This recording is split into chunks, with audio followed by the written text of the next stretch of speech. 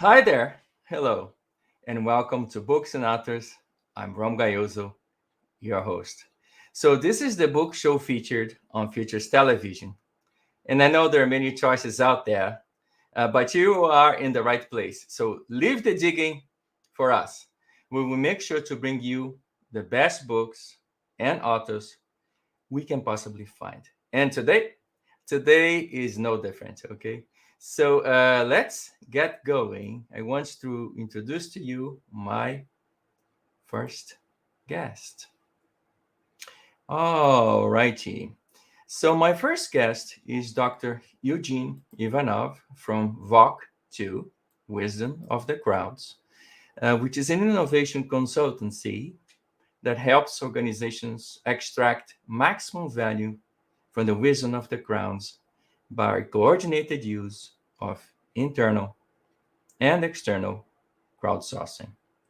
He's the author of We, the People of the Crowd. And that is the reason we have him here today.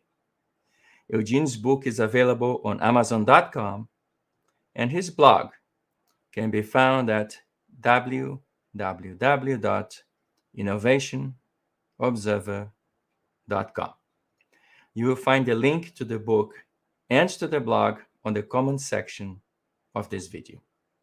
So, Dr. Ivanov was the guest of Reflections, where we had the opportunity to talk to him about his work. I encourage you to check that show as well. You'll find it very interesting. Again, a link will be in the comment section of this video. So, without further ado, let me welcome Dr. Ivanov. How are you, Eugene? How are you doing today? Hi Rom, how are you? It's a beautiful day here. I hope you're having a nice day, and thank you so much for being here.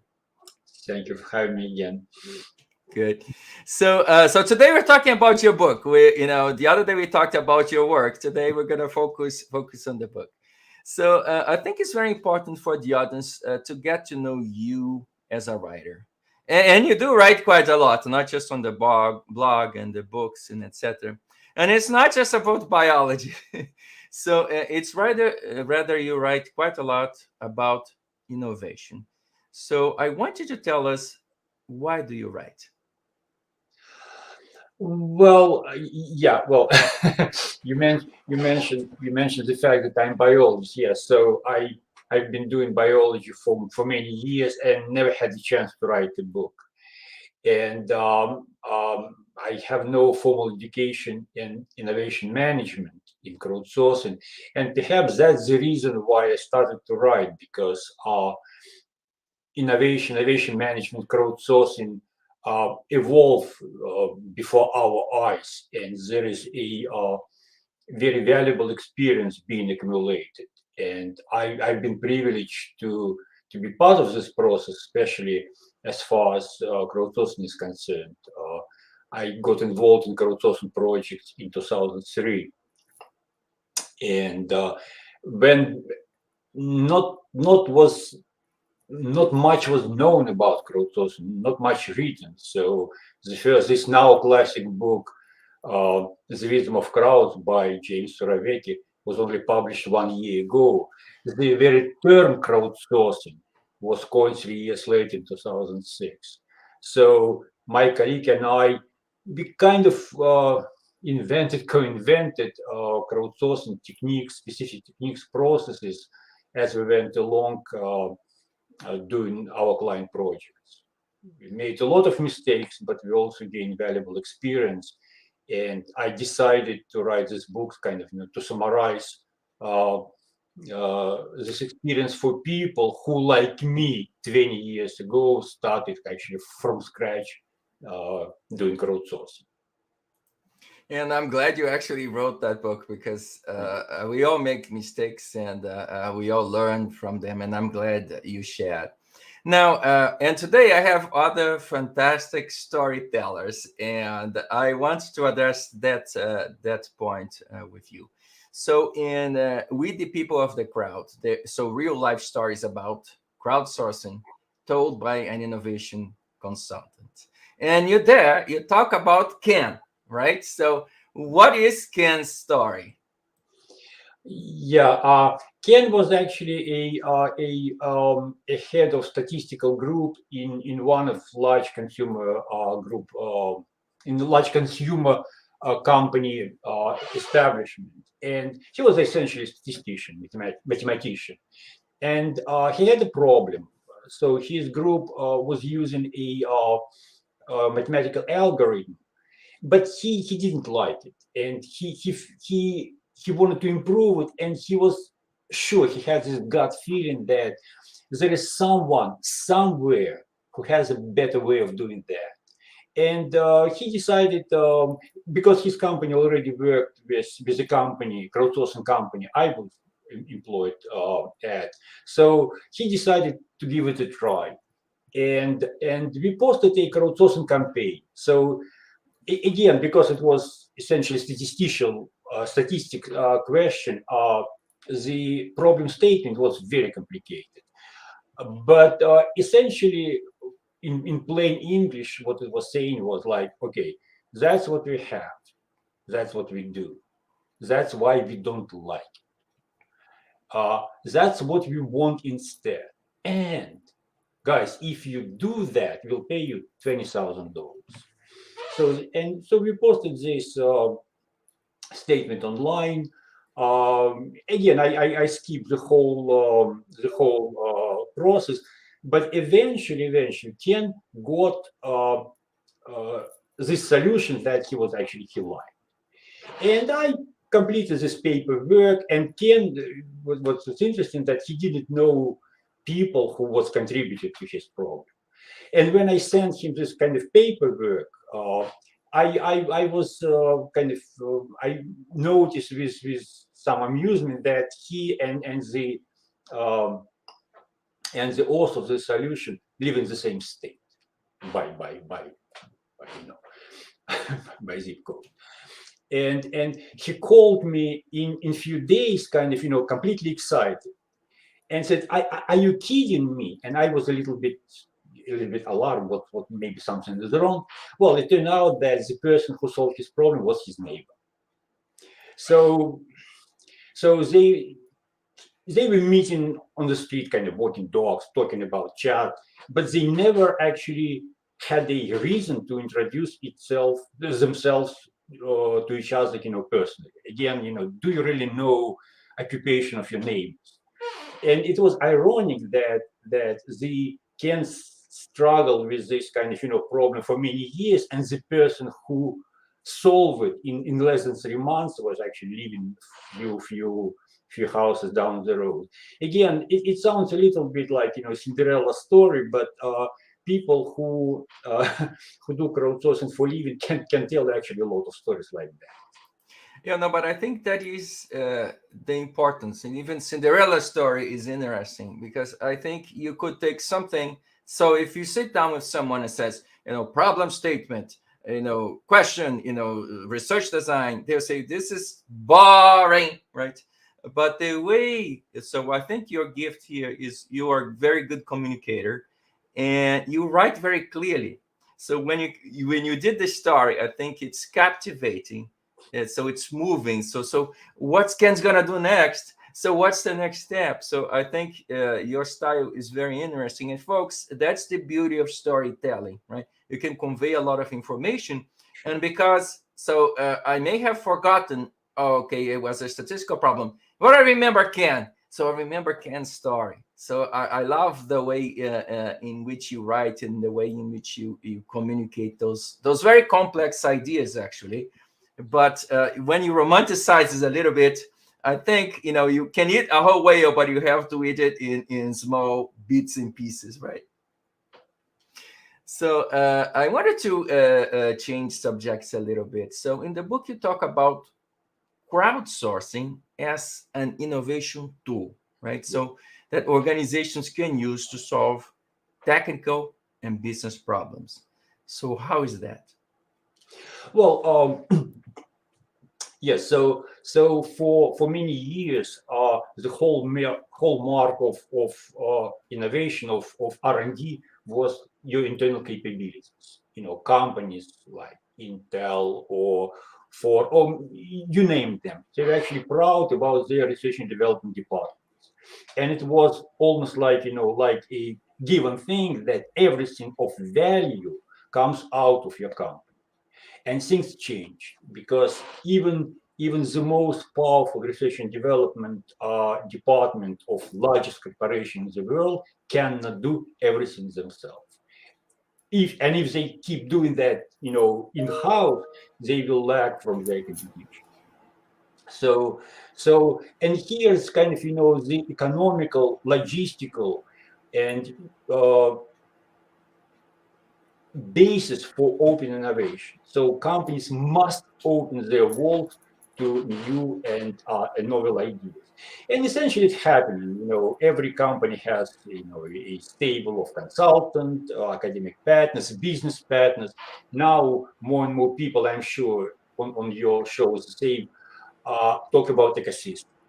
But there is one particular approach, and this is a tool, open innovation tool, that does it kind of on scale. It's crowdsourcing. And when you can ask a question that you cannot answer inside, you can ask this question tens of even 100,000 of people. That is the internal beauty of crowdsourcing. Now, actually, I wanted you to take a moment to explain exactly what is crowdsourcing Yeah. and how is it that we can put it to work to help us achieve our goals. So, in practical terms. Yeah. Okay. So yeah, that's let's say you have a problem.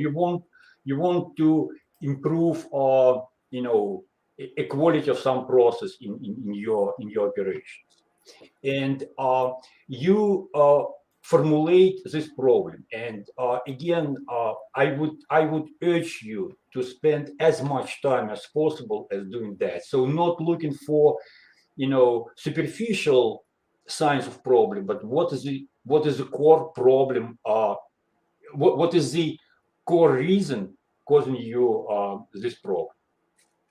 And then when you formulate this problem, and you formulate your vision of possible solution, and then when you explain how you judge right solution for your problem, you can post it online and then ask people, okay, well, this is a problem.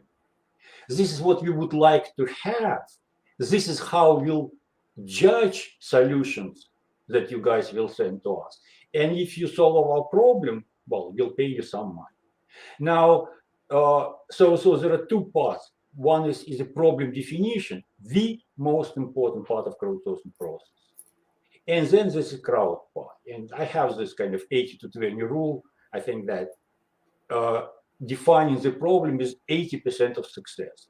Finding crowd is 20% of success, because now there are so many different organizations that provide you with a crowd. You can essentially rent a crowd from many organizations. You can tag them as any contractor, say, okay, well, you guys, here is our problem. Ask your crowd to do that. Wonderful. So this is a business publication. So we talk a lot about business and foresight and future studies and etc. But not everything is about profit. So can crowdsourcing also help nonprofit organizations? Oh yeah, absolutely, yes. So there is a lot of very interesting stories, and the crowdsourcing platform I used to work for in Incentive, like this story. Uh, they worked with a lot of nonprofit organizations, the Rockefeller Foundation. My favorite story was a a project we had for a long time is biomarker for Lou Gehrig disease. It was done for nonprofit organization Price for Life. They're not in business anymore, but yes, to a certain extent, I would say that many people who represent this crowd, they like working for problems posted by nonprofit organization because they like this kind of social cause they pursue.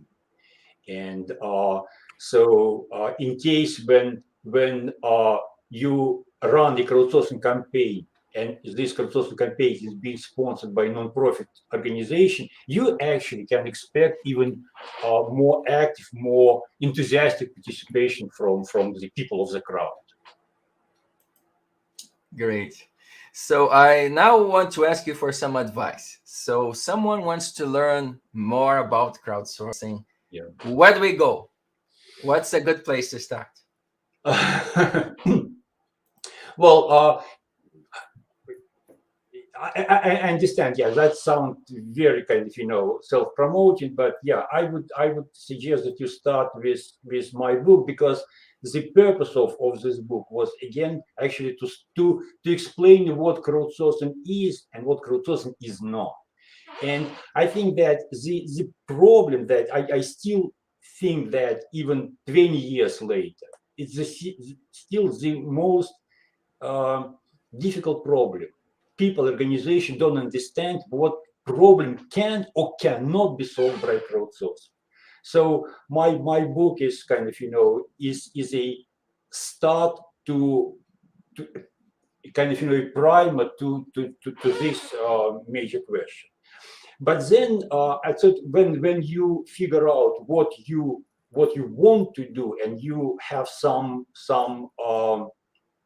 understanding of the problem you want to solve, then you can actually go to multiple platforms that rent you a crowd, and people from this organization will help you kind of to polish, to sharpen your message, the questions that you would present to the crowd.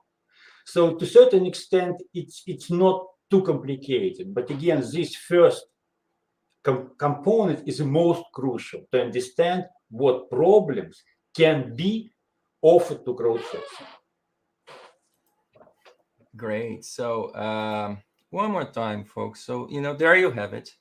A great place to start learning about crowdsourcing and how to put it to work for you is with Dr. Ivanov's book, We, the People of the Crowd, real life stories about crowdsourcing told by an innovation consultant. And of course, it is available on Amazon.com. Well, Dr. Ivanov, again, thank you so much for your time. And folks, do not forget to watch Dr. Ivanov's interview in Reflections, our partner show, and visit his website. In addition to the book, we have him out there, and he's more than happy to answer questions. So again, thank you so much for being here. Thank you very much for having me. Thank you. Okay, so let's talk about my next guest. So my next guest is Chris Bremley. He is a published author, coach, and a TEDx speaker. He is a director at Finding Shaws in the UK. And in his coaching business, he advises firms on agility, complexity, and human learning. He's a prolific writer and a very good storyteller.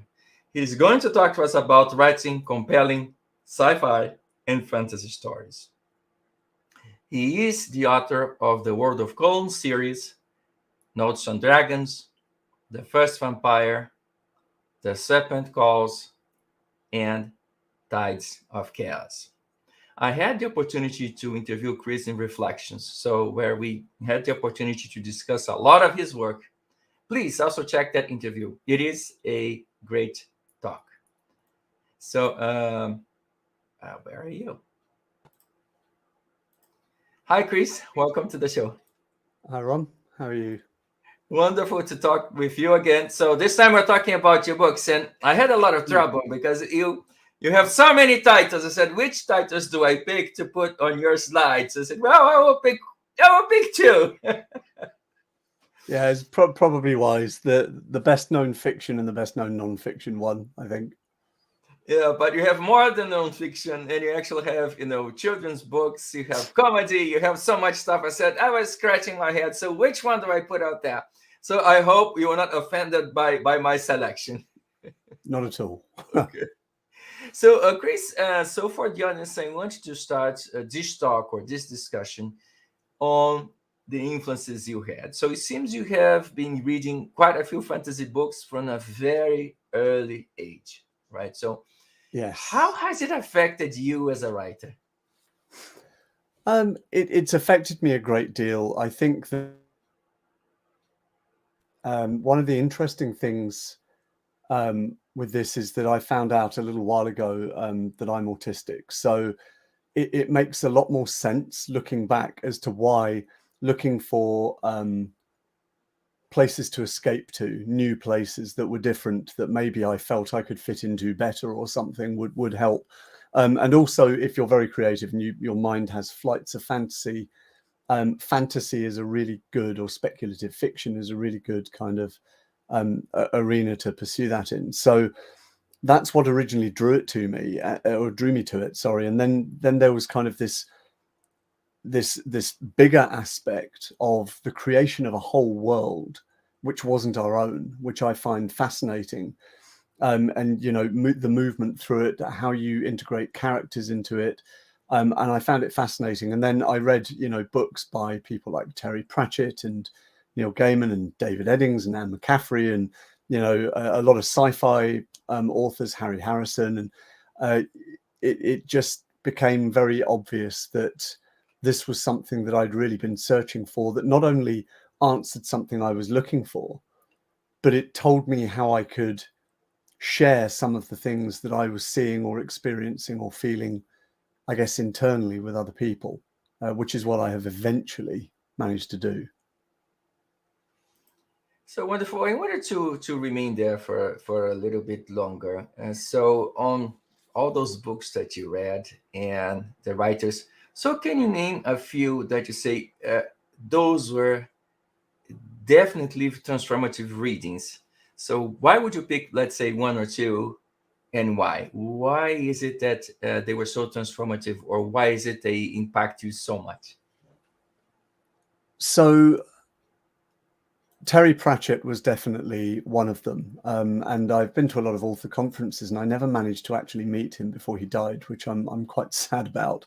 Actually, Tides of Chaos, I mentioned that in the beginning, because when I started writing the book, I received news of his death while I was kind of in an airport on the way somewhere as I'd started writing the book. So he was one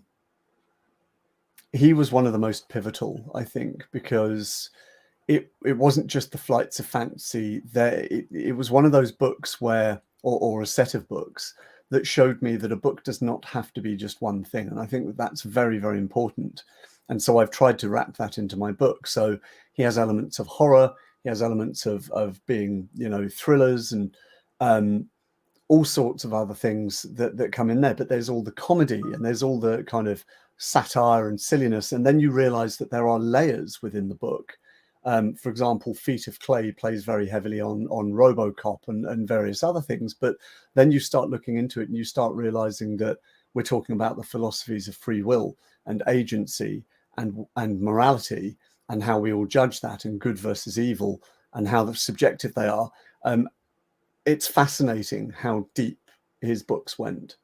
And then you have other authors like Anne McCaffrey, whose world is kind of fairly biologically accurate. And it turns out, by the way, that Jack Cohen, who was a scientist who knew both of them, who died semi-recently, he actually did the science and the biology and the biospheres and stuff for both of them.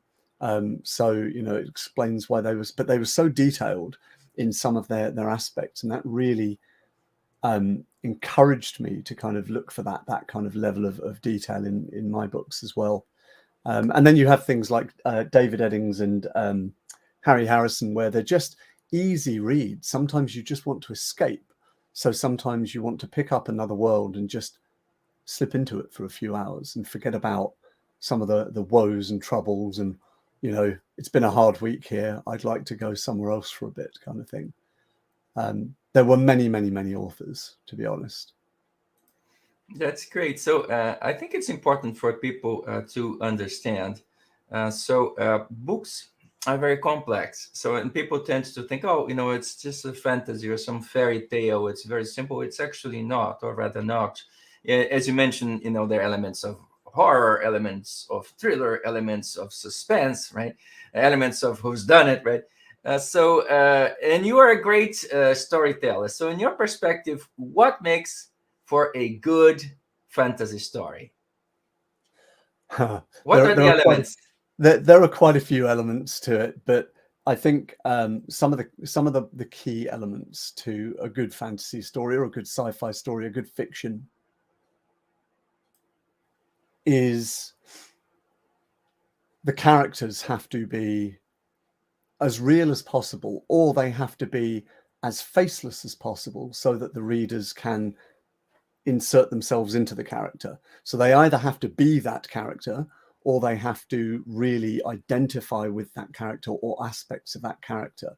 So, for example, you can have a psychopathic murderer in a book who people are horrified by because that's not what they are. But there may be mirrors that are held up, and we spoke about this with the speculative fiction piece, but there may be mirrors held up to darker thoughts that they've had, where they've, these are things that they can never explore in their lives, but exist within all humans.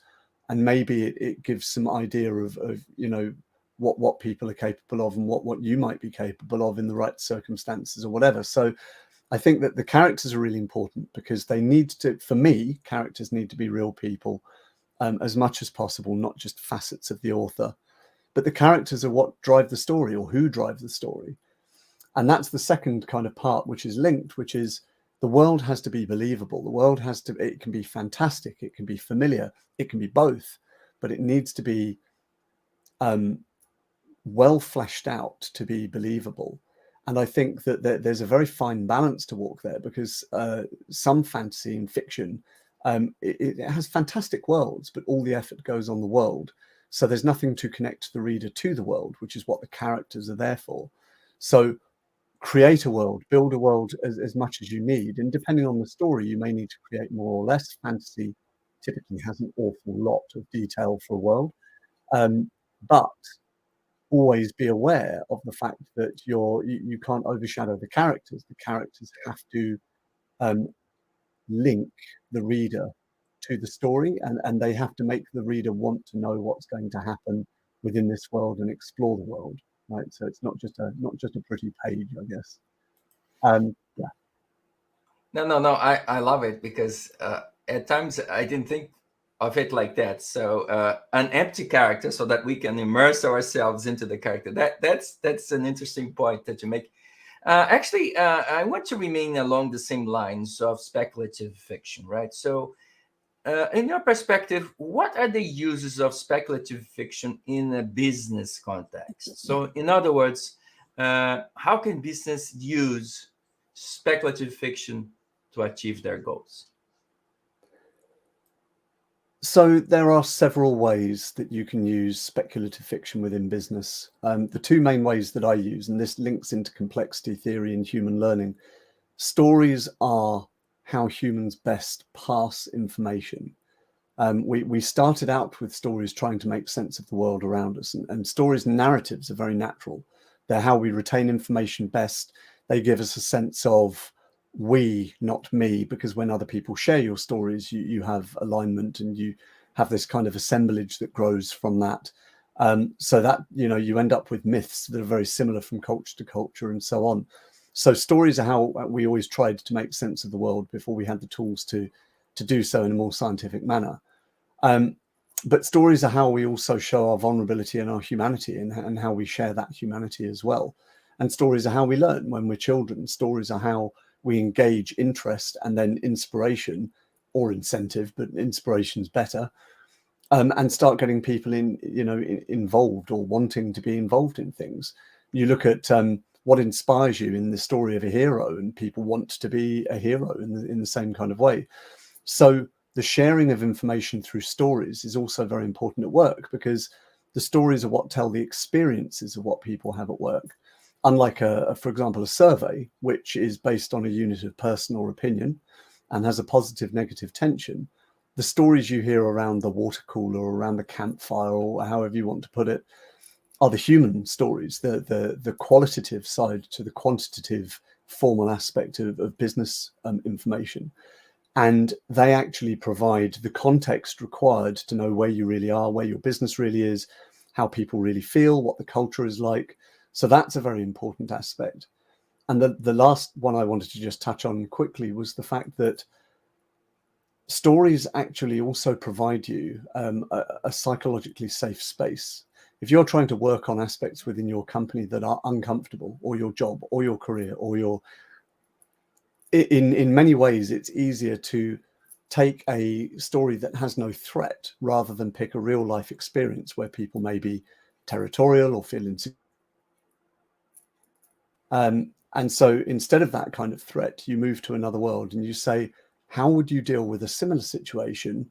You know, a CEO, for example, how would you deal with trying to manage this planet that your galactic empire has taken over, and you're the emperor, and they're being a bit of a pain and they do things a different way?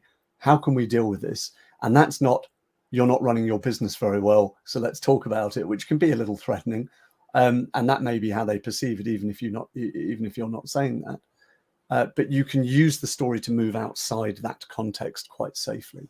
Now, that's a very important topic. So I often go to this point and try to convey to people this exact piece of information. So when you talk about stories, so speculative fiction, so let's say your job is to go in front of the board of directors and say, the strategy is not working, right? But the people who came up with the strategy are the people sitting in front of you. So if you tell them, I'm sorry, your baby is ugly, it's not a very career advancing move on your part. But if you say, well, in Mars, they did something else. So kind of people relax and say, well, we're talking about Mars. So I think the beauty of fantasy and science fiction storytelling in general is that people's defenses are lowered. And because we're talking about some other world, some imagination, no one is threatened. And we can actually have an open conversation about, about Mars or what goes on in Venus, what goes on elsewhere. But at the same time, we realize in the back of our heads that this is a criticism. So it's an opportunity for us to criticize and reflect. Actually, sorry, I was going to say there's one more thing that comes to mind as well, which is, and I probably should have mentioned it, but stories also allow you to make failure safe. Like you learn much more from failure than success. Obviously, I think we talked in the last kind of discussion about the reflections about survivor bias and various other things, but you learn, and we might not have, but you learn more from failure than you do from success. The problem is we try to emulate success, which is usually contextual to the person who achieved it, whereas failure is usually much more context-free, and you can learn from the failure of others better than you can emulate the success of others. So you can learn from what Apple or Amazon didn't do right, but you can't be Apple or Amazon and emulate their success because they've already done it, for example. So stories give us a safe way to learn about failure without having to necessarily experience it for ourselves. And I thought that there is no failure, there's only feedback. Stories are a good way of feeding back. So yeah, I just wanted to mention that as well. No, it's great. Actually, I wanted to remain on that topic for a little bit. So using stories as a self-reflection tool, right? So you talk a lot about, you can use a story as if you're holding a mirror to yourself. Can you please explain to us what you mean by that? Yeah, I think this goes back to the safety element. You can look at the world around us and disagree with things that are going on, or agree with things that are going on. But there are all sorts of cognitive biases and dissonances that can prevent you from maybe making an impact or a change. If you look at the idea of the Stoics, where you can only change, your thoughts and your actions are the only thing you can control. Anything else, the other side of that line, you can't control. You can maybe influence at best. Stories are a good way to influence people because everyone recognizes a story. Everyone can find commonality with aspects of a story. Excuse me. So the story gives you a unique opportunity, which is again less threatening, to hold up a mirror and say, does this seem right? What would happen if? How about these aspects that we've never even thought of here? And it allows people the space and opportunity to think about how things could be different here, and be inspired by how things could change. So having the ability to look at our reality and hold a mirror up to it and say, here are some things that are amazing and we should amplify, or some things that are quite ugly and we should maybe dampen them, can be far more effective than challenging people directly within our reality. As we know from politics and everything else, an inspirational story often has a greater effect on people than the news, which just tells things more or less as they are. Yes. So I wanted to go elsewhere. So we talked a lot about fantasy and fiction, etc. But you also write about non-fiction topics. So tell me a little bit about Involve Me and I Will Understand. What is that book all about? So that book, oh dear, that book was written very quickly in a month, because I'm primarily, a teacher and a human learning and engagement kind of specialist, I guess. I don't consider myself an expert in anything, but it's an area of research and interest based upon a number of things. Imposter syndrome. Oh yeah, 100%, 100%. But I'm not qualified in all these things, but You are. I've researched a lot of them and I'm very interested in them, but I'm a lifelong learner, right? So I never stop learning. I never stop being a student. And I think that any good teacher has to have that. So Involve Me actually kind of is about that. It's about techniques and understandings that I know from teaching a number of things, including backup software. I mean, if you can teach people backup software and make it interesting, you can probably make anything interesting, realistically. Probably. So people kept asking me, can you teach us how you teach? Because this is really important. And I got to the point where I thought, I can't just keep giving people notes. So I slapped the book out in about a month. I did it really, really quickly. And it was actually the first book that I ever fully kind of wrote and finished. And then since then, obviously, my understanding has grown. I now have talks I do on the neo-paleo cognitive diet, which is a very pretentious and amusing name for me. But it was kind of the springboard for a lot of my understanding in terms of referencing old understanding that is still valid that we ignore, new understanding about pedagogy and andragogy, and how we don't really, we've taught ourselves to learn very badly. And that book really was what kind of outlined part of my mission to try to help people learn better. Because if we learn better, that many of the problems that we have in the world at the moment are unfortunately down to willful ignorance in a lot of cases, or selfishness or entitlement, or old kind of fracture lines. All of these things can be gentled with education, but you can't make people learn things. So how do you inspire people to want to learn things and not just adhere to kind of, mindsets or old ways of doing things, or blah, blah, blah, blah, blah. So Involve Me comes from obviously the old saying from Confucius, which is, tell me and show me and tell me and I will forget, show me and I may remember, involve me and I will understand. And I've developed it a bit since then, because in my TEDx talk, I talked about how human learning is one of the kind of core aspects for how we developed collaboration, along with complexity and storytelling. So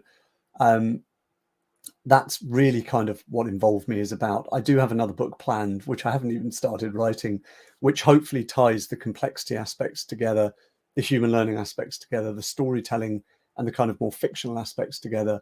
But as you were talking about earlier, in terms of the crowd, the wisdom of the crowd as well, the ability for people to collectively learn better and make better decisions, because when you learn with other people collaboratively, they ask the questions that you didn't know you had and tell the stories that you didn't know you needed to hear, right? So that's kind of what I've got planned, and it's an evolution, a very big evolution from Involve Me. But that was my next question. So we're waiting for the Tides of Chaos, which is going to be released soon, right? So what else are you working on? So you're going to go back to, a couple of things. So you're going to go back to the paleo diet, right? and you're going to go talk a little bit more about complexity theory. Is that right? That's the plan for the nonfiction. Yeah, I want to start tying together these aspects of that are very human, that we've forgotten and we've metricized and we've, you know, neoliberally made profit from and kind of taken the soul out of and made very ineffective. So when you look at the Finnish school system, for example, that's something that I'd like to focus on because it's very effective and people are happy using it. Well, that's the best way to use stuff, right? So that's one thing I've got in mind. I've got a couple of sci-fi books that I'd like to write if I ever get the time. One of them's quite dystopian, end of the world kind of apocalypse thing. That's gonna sell, especially here. Yeah. And so maybe that will be one that I would like to do at some point. But I also have in the main series, so The Serpent Calls is about to have its Tides of Chaos should be out around Easter, which continues it. But then I've got the third book, and I have no idea exactly what I'm going to call it yet. But they're only the first 3 in 7. And around that, there are smaller books like Notes on Dragons, The First Vampire, which are just little free things that expand the world and make it more kind of living and breathing. So, you know, the First Vampire, for example, is a kind of horror tragedy about the loneliness of something that isn't what we see mostly in fiction, which is vampires either this, you know, extremely charming sexual being or a monster. In actual fact, it was once a person and it's lost its mind and everything that it had and gained powers it can't control. Like, I think it's a really tragic thing. And Anne Rice did that beautifully. And, you know, she died fairly recently. And she was really good at that with Interview with a Vampire and so on. So, well, okay. But for me, it is, and it will always be Christopher Lee for me. But, you know, you can bring, you know, Brad Pitt, Tom Cruise, whatever. No, it's Christopher Lee for me. So, you know. But he did all of that with his, like, he didn't really say or do much. It was just his presence. And that's part of the character part, right? That's what communicates the world that they live in to the reader. I have to share that with you. So he shared later on in life why. So what happened? In those years back in London when they were filming, he had an affair with the main actress, and the director loved her. So, as a tool of vengeance, the director decided to cut off all of his speech. Wow. Okay. So he could only make faces. So so the director actually cut off his speech from the movie. He could only make, you know, faces and gestures just to punish him. But I think it worked the other way around. May have backfired. Yeah. I think it did, because now we remember him for, you know, for his faces. And I mean, I can talk about Bela Lugosi and others. But I think, you know, if you think about the archetypal vampire, I will go to Christopher Lee and, you know, and all this stuff, you know. Actually, here in the US, well, we had Donald Sutherland, right? So the bad guys, right? Who are the bad guys? If they are there, you know that they are the bad guys. But I find it amazing that, you know, sometimes by accident, we end up creating something, you know, serendipity, I guess. Absolutely, yeah. Well, you know the phrase, I've created a monster. It was kind of true in that case, wasn't it? So... Oh, it's alive! It's alive, right? We have all those things from sci-fi movies. So not sure how to thank you enough. I mean, folks, please watch his other interview. It was much longer than that. We talked for about 2 hours on that one. But, you know, I think it's very interesting, you know, your points and your story and what you're sharing, what you teach. So just one more time, sharing. So The Serpent Calls is out. We are waiting for the Tides of Chaos. And of course, this is Involve Me and I Will Understand. Everything is available on Amazon.com. So again, I'm just about to update the cover for The Serpent Calls. So if anyone is excited about it, not that anyone might be, but if you are, maybe wait a few weeks and then you should get the updated cover version. Okay, so what would be different about the cover? Nothing on the front, but on the back, I still have to put all of the quotes from papers and Reader's Digest and whatever else, which I forgot to do. All of the above. I need to get that sorted. Wonderful talking with you, Chris. Thank you so Thank you. much. Wonderful. Thank you. Okay, so let's transition, and I'm going to welcome my next guest. And she's Patricia Lustig, and she's the CEO of Lhasa Insight, and she's a board member of the Association of Professional Futurists. She's a keynote speaker, facilitator, consultant, and author. Today, we're going to talk about strategic foresight, learning from the future, and we're going to talk a little bit about new shoots, people making fresh choices in a changing world. So let's welcome her to the talk. Hi, Patricia. Nice to see you. Good afternoon. Good morning. Yeah, I think it's still morning here in the US. I'm so glad we could finally talk, been wanting to talk with you for the longest. Folks, I'm going to go a little bit a different direction with her because Chris talked a little bit about the gloom and doom. Now I'm gonna reverse directions with Patricia a little bit. So first question, let's start with book number 1. And I really want to ask you, what is the connection between strategic foresight and the organization's success? I find it a little bit difficult to think about a strategy and getting people to change in an organization without thinking about the future. And strategic foresight is thinking about the future. So how can you make a change and you can't ever be certain that's going to work and be good for your organization, but make good decisions if you don't consider a range of different futures so that, you can kind of make a decision that works today, but also could work in the future. And along the way that you see what the path will be and you can check and monitor where you are so that you can change if you need to, just sort of like a ship changing navigation as it sees it slightly off course. No, and I think that's important because people needs to focus on that. So how can we be more successful? Well, it starts with a little bit of planning, a little bit of foresight now. So I want to ask you something more specific about your book. So what is the 10-point logic of the Futures Toolbox? Sorry, could you repeat that? I didn't. So what is the 10-point logic of the Futures Toolbox? 10 points. Wow, that's a lot. Oh, you can just mention a few. The Futures Toolbox. The point of having one and about doing anything about futures is to try to exercise your foresight muscle. So thinking about this range of futures and thinking about what you might do in each one, because there are different things you would do to be successful. And trying to choose a strategy that would be successful in more than one future so that you have a better chance of being successful. And it's always better to be ahead of things than to be, cycling to catch up because you're reacting.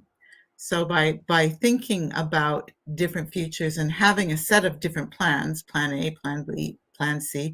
I mean, most of us, when we do things, we usually have a fallback plan, but sometimes businesses don't. So it's really important to think through what could happen and what you would do in each case so that if it does happen, you're prepared. I think one of the important things that you do is you help us think about a plurality of futures, right? So I think the biggest problem that corporations have is they choose one official future and they believe, oh, this is going to be truth, this is reality, and then it isn't. So what kind of advice do you have for people, to stop thinking about, quote, the official future and be more open-minded, plan A, plan B, plan C, plan D, plan E. So what's your advice? Well, strategic foresight is about how to think like a futurist, and futurists think a little bit differently to normal people, let's say. It's not to say that we're not normal, but we do think differently because we have to think. Perhaps we're not very normal, but it's okay. I'll let you continue. we have to think differently, and we have to think wider. And, you know, to think about a future and what it could be like is not easy, and it can be quite frightening, but we can learn how to do it. That's what I call exercising your strategic foresight muscles. We can learn how to do it. We can practice thinking about different futures and how things might turn out. And, you know, lots of organizations think about a future that's an extrapolation from what we've had so far.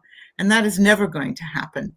And also, if you think about different potential futures, none of them are going to happen 100%, but bits of one and bits of another and bits of another are probably going to happen. Now, if you've thought about what they might be, then you might recognize them when you see them arriving. And that's the important thing, to recognize and be able to be proactive in your response rather than reacting after the fact. Yes, I wanted to share a provocative statement with you and see what you think. So, is the past a good predictor of the future, or it has nothing to do with that? It could be, or it could not. There are pieces of the past that are good predictors and pieces that are not, but you don't necessarily know which are which. If you are creating futures, when you're looking at different potential futures, you can use the past to help you create that. Because, for instance, if you say it's going to be like this, you've also got to decide and tell the story of how you got from where we are today to whatever this new future is. And you can use pieces of history to do that, because you say, well, how do I get from A to B? So-and-so did that in the past. I can see that. So maybe that's how I would get there. But that's just a story to get you from here to there. The Germans have a saying, keine Zukunft ohne Herkunft, no future without the past. We have to kind of reflect on the past a little bit before we move forward. So I wanted to ask you a different question, because you're, you know, a fantastic storyteller, but, you know, not everybody, you know, can write a good story. So what is your advice to those that, you know, who actually want to improve the quality of their narrative? So how do you exercise those storytelling muscles? I think one of the main things for me as a writer is to keep it simple and to be very clear and not to use jargon, to try very hard not to use jargon. I suppose if you look at the second book we were talking about, New Shoots, there's a lot of stories in there, and it's getting a narrative thread and following the thread through. It has to make sense. When you write a story or when you're telling a story, you want to help people make sense in some way. And so that's not just about clarity and simplicity. That's about thinking about who your audience is and what would be of interest to them. Good. So I wanted to talk a little bit about methodology, right? So in the book, you say, you know, you mentioned a lot of causal layer, right? So how can causal layer analysis help us become better system thinkers? Causal layered analysis is quite an interesting tool, and it also is academic speak. And it's easier to understand by looking at the different layers. So you start out by trying to uncover what is the paradigm that you sit in. It's very, very difficult for human beings to see paradigms. And so it gives you, that tool gives you a method for trying to find out what the paradigm is. So you first of all uncover what are the water cooler conversations you're having. What kind of headlines are in the newspapers? What are you hearing on the news and seeing on social media? And then you go down a layer, which is looking at what kind of institutions and systems would be supporting those stories. And you keep unpacking, you go down another layer, and you look at what worldviews are behind that. And finally, you go down to the bottom, this is the most difficult, to look at the myths and metaphors that support a worldview. And it's very interesting. And then you can turn one of your pick one of these myths and metaphors, turn it on its head, and work your way back up and see, well, if that metaphor or myth was different, what would the worldviews be? What would the systems and institutions be like? And therefore, what kind of stories would we hear? And they're very different. And it just gives you a broader view and a clearer view of the system within which you find yourself. Wonderful. So I really wanted to go there. So the science of future studies, the science of foresight, because at times, face it, people look at us and say, "Wait, are you opening, the goat's guts and reading the innards? And is it a black ball, a crystal ball?" No, actually, there's methods. There's method to the madness. So we do think in a quite structured way, in a sense. So the science part of future studies, right? And I think it's important that we communicate that to the audience so that they understand the methods, the methodology. And actually, the APF has wonderful resources. We have, I'm also a member, we have monthly meetings. And I hope people can join us in one of the APF events and learn a little bit more, because here again, this is a short talk, I hope. Patricia, you can come by for the longer interview, because here I can just scratch the surface and talk a little bit about your books. Of course. I mean, the most important thing is that we do not predict the future. That's not what we're there for. Nobody can do that, and we don't profess to do that. Actually, and I try to tell people, imagine if I could, why I would tell anyone, right? I would profit from it myself, right? So people have this idea that, we can predict the future, but that's not what we're trying to say. We're not trying to sell this kind of fish. That's not our job. Well, the advantage is if you are prepared to if you've got a plan B and a plan C, and you can understand when you need to use them, that's the advantage. So you can be proactive instead of always on the back foot. Actually, this is a great segue to my next question. So I want to transition and talk a little bit about New Shoots, the other book. And you talk a lot about, the forces for change, but often we can't tell them apart, or we don't recognize them, or we think it's a fad and it's a trend. So in your perspective, how can we better prepare ourselves to understand what are those forces for change? Why are they important? Well, in the sense that, the way we wrote the book, we separated them out, and it's very important to understand that they are not separate. They all impact one another. But to talk about a force of change is important to kind of set it apart, to start to describe what it is. For instance, population affects all sorts of things, economic activity, mobility, global warming, everything. But to talk about it as one thing, as population, helps you to get a better grip on it, because not everybody's comfortable thinking about systems and how things fit together like that. Talking about them individually, you can start to understand also how they interact with one another. Great. So especially on this side of the pond, there's a lot of doom and gloom. I mean, we have economic crisis, we have political crisis, we have a potential military crisis in Europe. We still have the pandemic and etc. So the mood is gloomy, doom and gloom. And I wanted to ask you to reverse the direction. So what can we do? What steps can we take in order to envision a better future?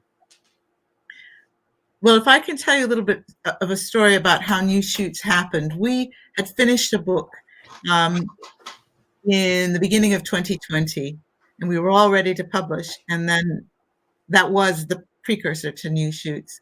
And then COVID hit. And so we had to rewrite. And we were pretty depressed. And we thought, well, why don't we go and have a look and see if there are signs of something good happening? Are there people doing cool things? And in the looking around, we started to uncover loads and loads of stories of people doing wonderful things, even in today's difficult times. And we call those snapshots. And they're just little vignettes of stories of people doing great things today. And there are a lot of them all around the world. And I think if people were paying more attention and these things were getting in the news, and it's like one of the previous writers said, everybody's different, but you could take somebody's story and take somebody else's story and say, if we put these two things together, that might work for us, or it might give you ideas to build upon. And you can see that it is not everybody who's doom and gloom, and there are new shoots happening, and we can take advantage of them. Wonderful. So that's one of the reasons why I have you here. So, more than ever, I think it's important for us to envision, better alternative futures. And I think Patricia Lustig has the recipe for us. So let's talk a little bit more about that recipe. Okay. So again, folks, Patricia Lustig's new shoots and strategic foresight are indeed available on Amazon.com. You will find the link to those books in the comment section of this video. Well, again, don't know how much to thank you. I know it was a mad dash to get home just to speak with me. You're on traffic in London traffic, not just any traffic. You're in London traffic. So thank you so much for, you're taking the time to, be here with me. My pleasure. How wonderful. Okay, so let's continue, folks. So I guess I could really ask a boatload more questions to Patricia, to Dr. Ivanov, and to Chris, but I'm afraid that I really cannot ask for more. I hope Patricia comes back for the longer interview. With the other two, I had the opportunity to talk, and we talk for quite a long while. So again, this was such a wonderful talk. We'll just remind you three things. So Dr. Ivanov talked to us about crowdsourcing and how to make use of it. Chris Bremley discussed how to use speculative fiction to help us become better thinkers, among other things. And Patricia Lustig helped us reorganize our thoughts so we can envision a better future. So again, Dr. Ivanov, Chris Bremley, Patricia Lustig, thank you so very much. And by the way, folks, feel free to continue to submit your comments and questions on our YouTube page. I will make sure to read and present them to the guests and any other questions you might have. And if you're listening to us via podcast or watching us this show as a recording via Futures Television, you too can be part of the conversation. Again, just visit our YouTube channel and leave a comment. Well, I think it's time we start to say our goodbyes. Again, I want to thank you so very much for your presence here in the show today. You can always reach out to the magazine or to me, the host, via Facebook, LinkedIn, Twitter, and YouTube. So again, thank you so very much. And I hope to see you soon in one of our shows. Thank you so very much for your being here with me today. Again, thank you, Patricia. Thank you, Chris. And thank you, Ivanov. See you next time in another edition of Futures Television, Books and Authors. Goodbye.